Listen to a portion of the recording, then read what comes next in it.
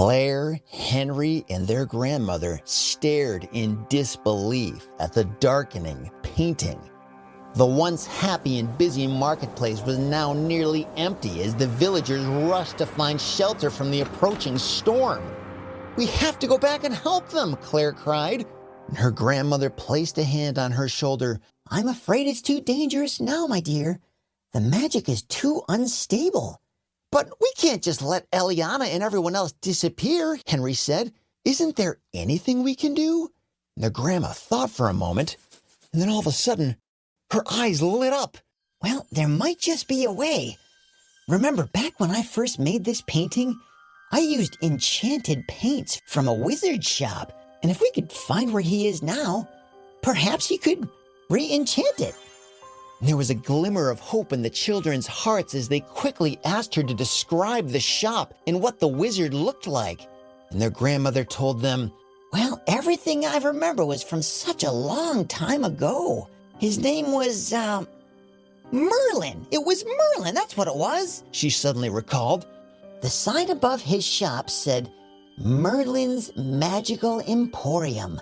But it was in a different town, and it was many miles from here." Claire and Henry both knew what they had to do. They quickly packed their backpacks with snacks and supplies, and they set off down the road in search of the wizard and his magic shop. And their grandmother waved them off and wished them luck. "Good luck, kids. If your parents ask where you are, well, I don't know, I'll think of something." Their grandmother knew their quest was dangerous, but she also knew they were the painting's only hope. There was a whole other world that depended on them. Claire and Henry walked for hours, stopping only to rest and look at the map their grandmother had drawn for them. And finally, just as the sun was beginning to set, they arrived in the next town. And it was a little bit larger than the town they lived in, with twisting streets and towers peeking over sloped rooftops. Claire wondered out loud, "Wow, where do we even start looking?" The thought of finding one shop in a town they had never even been to seemed impossible. And did Merlin's shop even exist anymore? Was he even alive anymore? It was decades ago when their grandmother first met him. She could hardly even remember his name. And as they stood, wondering which way to go, they heard a voice calling out, "Hey, you two look like you're a little lost. Can I help you find something?" And they turned to see a girl about their age, smiling kindly at them. Claire quickly explained what they were doing on their quest. "We're looking for Merlin's Magical Emporium. Does that name mean anything to you?" And the girl said, "Merlin? Well, of course. I know just where he is. In fact, he lives deep in the woods behind our house. If you follow me, I'll take you to him." Claire and Henry were overjoyed. They couldn't believe their luck. So they followed the girl through the winding streets until they arrived at her house. And when they got there, the girl pointed to her backyard and said, "Those are the woods where he lives." Now, no one has ever actually seen his house. All we know is it is way back there.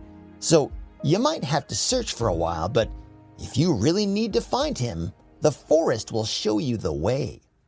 Claire and Henry knew they had to be brave, and they couldn't stop now. They had already come so far.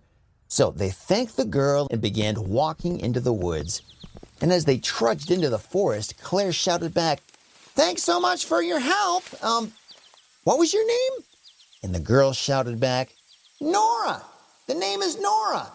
So after hiking through dense trees and over a river and through a cave, they finally found a small house nestled between the trees. And in front of the house was a mailbox that just had one word on it: Merlin. "Well, this must be it," said Henry as he ran up to the front door and knocked.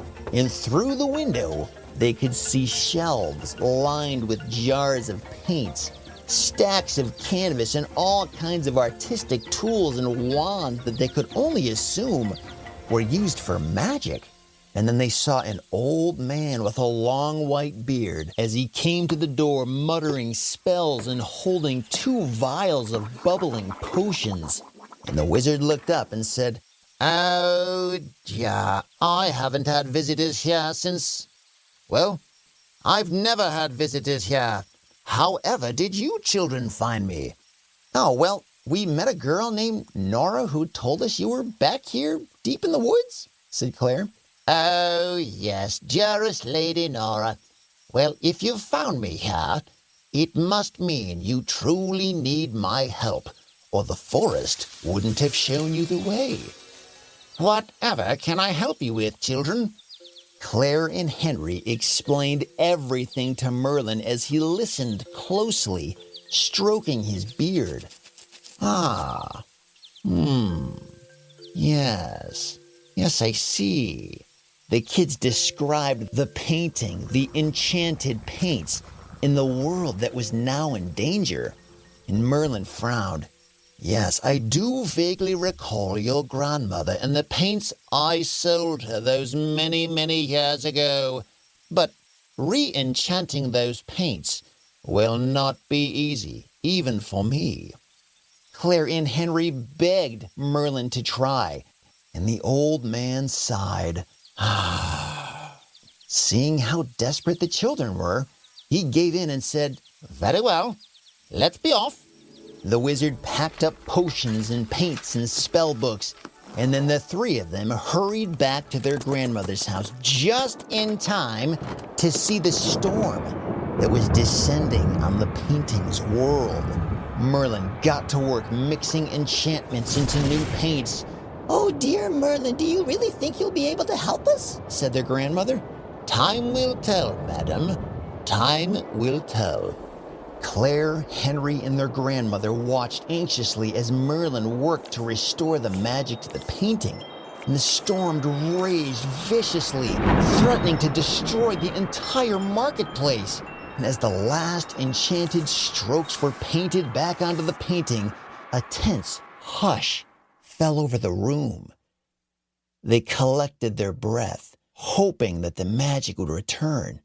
And slowly, miraculously, the dark clouds began to disappear.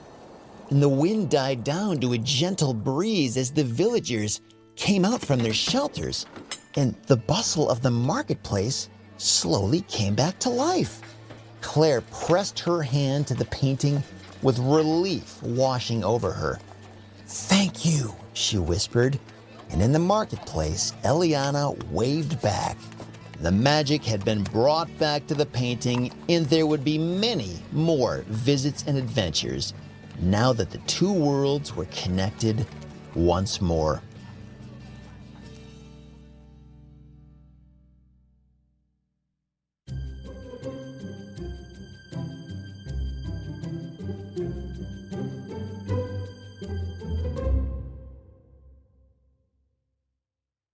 Do you ever find yourself wondering when the next episode is going to come out for the Storyland podcast? I know they don't come out as much as we all want them to, but if you want to be the first to know about when the next story is going to drop, all you got to do is follow us on Instagram or Facebook, or just go to storyland.show, and you'll find links to all the different places online where you can listen and watch, and even leave a comment and make suggestions about other story ideas that you might have. Just go to storyland.show, or again, you can follow us on Facebook or Instagram. Just search for Storyland, all one word, podcast. Storyland Podcast, and you should be able to find us there. Thanks again for listening, and I'll talk to you next time.